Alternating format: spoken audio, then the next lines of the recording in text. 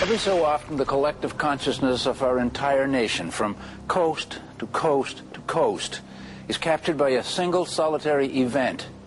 Unfortunately, it is often a terrible tragedy that brings us together.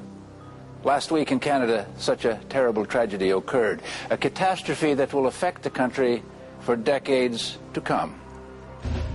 There was snow on the streets of Toronto. Snow in Toronto. We're not making this up.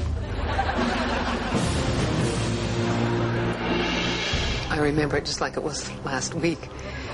I opened the door and looked out, and there it was.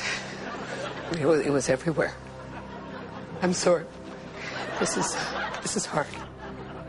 When I saw my Lexus in the driveway, it was covered. You could not see in, you could not see out. It finally hit home. Toronto had been a target. We had been hit by snow. But what about the residents? How did they cope? Many didn't, but many defeated the odds, and they rose to the occasion. I couldn't think of myself. There was no time. I thought of my child and how she needed to get to Montessori. And I reached out with my hand and my isotoner glove, and I pushed the snow off the windshield. And I just got in the car. After that, I blacked out. For many, it was just too much.